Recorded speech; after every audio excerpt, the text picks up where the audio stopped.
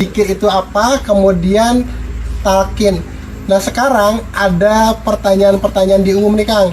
Kenapa di Thorikah Qadriyah wa Naqsabandiyah teh zikirnya gede-gede gitu, baru-baru kencang-kencang. Kemudian kadang-kadang ada satu saat diem kayak orang ngebleng gitu. Itu apa tuh? Ada dua cara zikir di Thorikah Qadriyah Naqsabandiyah. Yang pertama itu zikir jahar, zikir dengan suara kencang, lafaz zikirnya la ilaha illallah. Nah, kenapa harus keras? Karena zikir itu untuk membangunkan sesuatu yang tertidur dalam diri kita. Unsur ilahiyah manusia, unsur ketuhanan manusia itu tertidur. Bahasanya bisa tertidur, bisa terkunci, bisa terpenjara, bisa tertutup. Nah, karena itu membutuhkan media suara yang keras untuk mengaktifkan itu. Bentar. Jadi ketika kita zikir kencang itu bukan berarti biar Allah dengar kan? Bukan berarti biar Allah dengar, karena Allah kan maha mendengar. Dengan tanpa atau dengan suara pun tetap dengar kan? Tetap dengar, tanpa suara pun Allah tetap dengar. Segala macam hal yang terbesit di dalam hati atau pikiran itu Allah tahu. Nggak perlu kita repot pakai toa sebetulnya.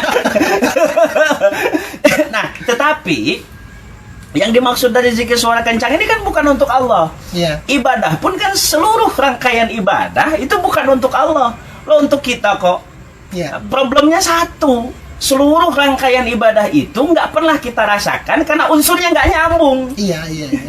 Seolah-olah ibadah itu untuk nanti gitu. Untuk nanti. Padahal ibadah itu kayak kebutuhan kita makan ya. Kalau kita ibadahnya benar, seperti kita makan bergizi pasti akan kenyang dan menyehatkan. Jadi yaitu mungkin termasuk saya mengasumsikan ibadah teh hanya untuk Allah, padahal kalau seluruh dunia ini tidak ada yang beriman pun Allah tetap Allahnya. Ya, nggak ada soal. Allah itu satu-satunya apa ya? Satu-satunya sesuatu lah. Meskipun Allah bukan sesuatu ya, tapi dia oke lah kalau kita anggap Allah itu sesuatu gitu ya. Satu-satunya sesuatu yang nggak punya kepentingan itu Allah gitu. Dia bebas kepentingan, nggak ada kepentingan apapun dari diri kita, nggak ada apapun. Mau ibadah monggo, nggak apa-apa, gue nggak masalah kata Allah.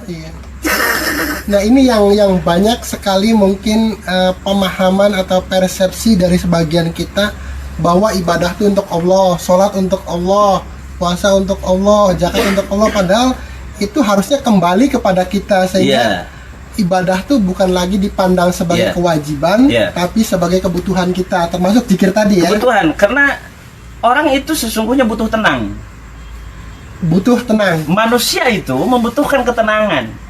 Pekerjaan membuat dia tidak tenang, seluruh rangkaian kehidupan membuat dirinya tidak tenang. Maka lahir agama di situ.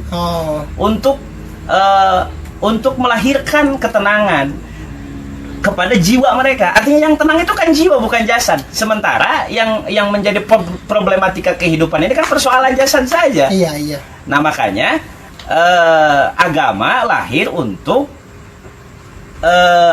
mengurus wilayah-wilayah rohani, sehingga wilayah rohani ini tidak ikut-ikutan repot, tentang KTBLC persoalan kehidupan gitu loh. Makanya diajarkan bagaimana zikir ini kencang agar unsur ilahinya muncul. Unsur ilahi ini berisi rasa tenang, rasa sabar, rasa syukur, rasa welas, rasa asih. Artinya sabar yang asli itu munculnya dari zikir. Welas yang asli itu munculnya dari zikir. Asih yang asli itu munculnya dari zikir. Bukan dari konsep seminar loh. Bukan dari buku-buku gitu loh. Kalau sabarnya bohong-bohongan, surganya juga bohong-bohongan. Surga hoak. Iya. Kalau zikir khofi bagaimana tuh kan? Nah, kalau zikir khofi ini keterangannya mutu qabla anta mutu. Kalian harus mati sebelum mati yang sesungguhnya. Nah, orang mati ini kan nggak bergerak. Nah, mati dalam konteks apa? Apa yang dilihat tidak dia lihat karena merem zikirnya kan. Apa yang dia dengar nggak dia dengar. Apa yang dia bisa ucapkan nggak dia ucapkan. Apa yang dia bisa cium nggak dia cium, sehingga seluruh panca inderanya terkunci untuk sementara. Biar apa? Biar pikirannya tenang sehingga gelombang pikirannya turun. Tadinya pikiran ini stres luar biasa karena input atau lobang yang bisa mempengaruhi pikiran ini ditutup sementara. Ditutup sementara, 4 panca indera ini ditutup sementara, lahirlah ketenangan pikiran. Nah, selain metode tadi juga melahirkan ketenangan, zikir jahar dengan suara yang kencang. Metode zikir khafi atau zikir ismu dzat itu juga melahirkan ketenangan karena seluruh lubang-lubang yang bisa mempengaruhi hati dan pikiran itu ditutup sementara. Kalau ada yang teringat di situ, maka diarahkan ke hati. Hatinya dilatih untuk selalu menyebut asma Allah.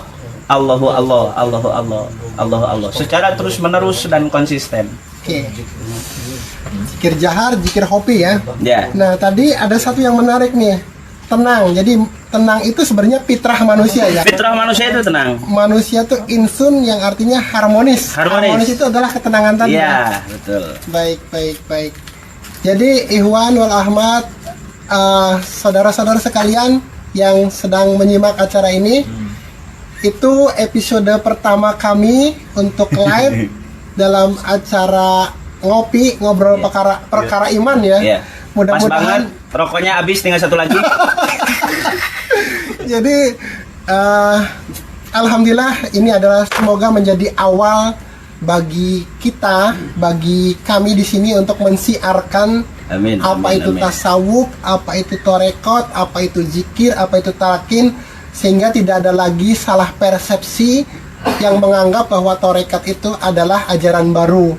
Insya Allah ketika semua orang sudah mengenal, seperti Pangeran Guru bilang, akan menjadi baru ajaran.